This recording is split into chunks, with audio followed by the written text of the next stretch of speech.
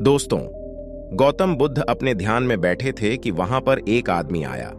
ये आदमी अपने आलसीपन से बहुत ज्यादा परेशान था। आलसी आदमी गौतम बुद्ध से बोला, महात्मा जी मेरी मदद कीजिए, मैं अपने आलस्य से बहुत ज्यादा परेशान हूं। आप ही कोई उपाय बताइए जिससे मैं आलसीपन से छुटकारा पा सकूं। गौतम बुद्ध ने उस व्यक्ति से कहा, पहले मुझे यह बताओ कि तुम्हें क्यों लगता है कि तुम आलसी हो। आलसी आदमी बोला, सिर्फ मुझे नहीं, मेरे परिवार वालों को और मेरे आसपास के सभी लोगों को ऐसा लगता है कि मैं आलसी हूं। गौतम बुद्ध ने फिर उससे पूछा, क्या तुम जानते हो आलस्य होता क्या है? आलसी व्यक्ति बोला, नहीं, मैं नहीं जानता, किंतु मैं इतना जरूर जानता हूं कि आलस्य बहुत बुरी चीज है। इसकी वजह से मेरे जीवन में मुझे बहुत नुकसान हुआ है। गौतम बुद्ध बोले, जिस परेशानी से तुम छुटकारा पाना चाहते हो, पहले उसके बारे में पूरी जानकारी ले लोगे तो उससे छुटकारा पाना आसान हो जाएगा। आलसी व्यक्ति बोला, गुरुजी, इतनी बुद्धि तो मुझ में नहीं है, आप ही मुझे इस समस्या के बारे में जानकारी दीजिए। गौतम बुद्ध बोले, आलस्य एक मानसिक अवस्था है, एक विचार है जिसे जाने अनजाने में हम खुद ही जन्म देते हैं। आलस्य दो मूलभूत कारणों की वजह से ही जन्म लेता है, एक है शारीरिक और दूसरा मानसिक।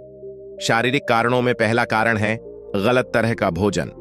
हम सभी जानते हैं कि हमारे शरीर को भोजन से ऊर्जा मिलती है, और यह ऊर्जा सजीव चीजों से मिले तो अच्छी, यानी कि प्राकृतिक रूप से जो हमें भोजन की वस्तुएं प्राप्त होती हैं, उनसे अगर यह ऊर्जा मिले तो हमारा शरीर इससे अच्छी ऊर्जा प्राप्त करता है। यदि हम निर्जीव वस्तुओं से ऊर्जा प्राप्त करते हैं तो यह हमें आलस्य की ओर लेकर जाती है। दूसरा कारण, हमारी शारीरिक गतिविधियां भी हमें आलस्य के चंगुल में फंसा सकती है। गौतम बुद्ध ने आलसी व्यक्ति को अपने शिष्यों की तरफ इशारा करते हुए कहा कि देखो, इनके चलने फिरने बैठने के तरीकों में तुम्हें कुछ अलग नजर आ रहा है।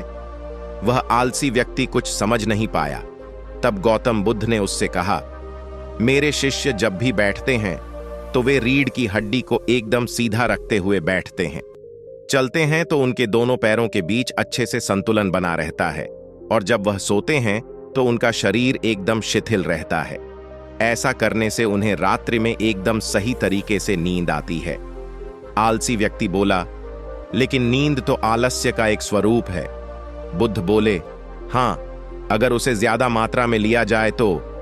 बुद्ध ने इस बात को आगे बढ़ाते हुए कहा, नींद कम मात्रा में लोगे तो तुम्हें अगले दिन थकान महसूस होगी, और ऐसा करने से ज्यादा आलस्य शरीर में आएगा। नींद ज्यादा लोगे तब भी यही परिणाम होगा। इसीलिए नींद को ना ज्यादा ना कम, एकदम सही मात्रा में लेना अति आवश्यक है। आलसी व्यक्ति बोला, हां, यह तो मैंने भी अनुभव किया है। बुद्ध बोले, अब मानसिक कारणों के बारे में जान लो। मानसिक कारणों में सबसे पहले हैं हमारी पुरानी गलत धारणाएं। अक्सर ऐसा होता है कि हम पहले जिन कामों में असफल हो चुके हैं, हमारे अंदर ऐसी भावनाएं बन जाती हैं कि हम उस काम में हमेशा असफल होते रहेंगे, जिस वजह से हमें उस काम को करने में आलस आता है।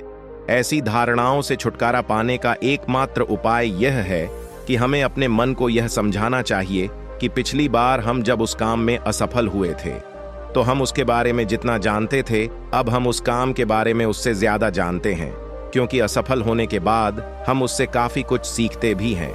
बुद्ध बोले, दूसरा कारण है आलसी और कामचोर लोगों की संगत। कई बार ऐसा होता है कि हम आलसी नहीं होते, मगर जिनके साथ हम रहते हैं हम उन जैसे बनने लगते हैं। इससे छुटकारा पाने का उपाय बहुत सरल है। कामचोर और आलसी व्यक्तियों से दूर रहो। ऐसे व्यक्तियों की संगत में रहो जो अपने काम को बड़ी लगन से करते हैं और तुम्हें कुछ सिखा पाए। गौतम बुद्ध ने तीसरा कारण बताते हुए कहा, यह कारण आलस्य के लिए सबसे बड़ा कारण है, काम को कल पर टालते रहना। यह कारण इतना शक्तिशाली है कि किसी भी व्यक्ति को बर्बाद कर सकता है। इससे बचने का सबसे आसान उपाय यह है कि जो काम जितनी जल्दी संभव हो उतनी जल्दी कर दिया जाए। गौतम बुद्ध ने आलसी व्यक्ति से एक सवाल पूछा, मान लो तुम किसी रेगिस्तान में फंस गए हो और तुम्हें प्यास लगी है, तो तुम क्या करोगे? आलसी व्यक्ति बोला, मैं जल्दी ही रेगिस्तान के आसपास कोई गांव की तलाश करूंगा या ऐसी जगह की तलाश करूंगा जहां पर मुझे पानी मिल सके। गौतम बुद्ध बोले, अगर तुम्हें काफी देर ढूंढने पर भी पानी ना मिले तब तुम क्या करोगे?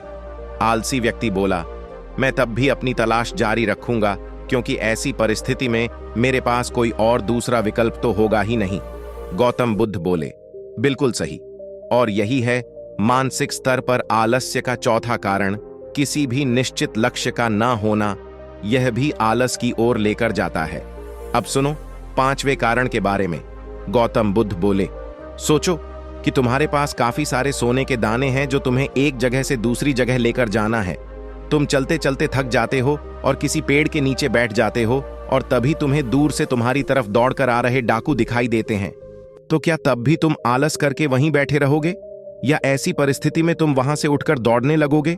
आलसी व्यक्ति बोला, जी, मुझे वहां से दौड़ना ही पड़ेगा, नहीं तो मेरी जान और सोने के दाने दोनों खतरे में पड़ जाएंगे। बुद्ध बोले, यानी कि तुम्हारे पास एक ठोस वजह होगी दौड़ने के लिए। यही है आलस्य का पांचवा कारण, किसी भी काम के लिए ठोस वजह का ना होना। आलसी व्यक्ति महात्मा बुद्ध की बातों से संतुष्ट हुआ। वह बोला, महात्मा जी, मैं अब आलस्य के बारे में सब कुछ जान चुका हूं, और अब मैं इन सभी कारणों पर काम करूंगा और अपने आलस्य को दूर भगा दूंगा।